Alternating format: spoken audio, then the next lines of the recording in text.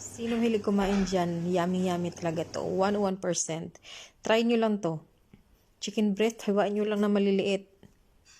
Lagyan nyo ng coriander powder, black pepper, salt, paprika. Tapos marinate nyo siya, set aside nyo. Kahit saglit lang.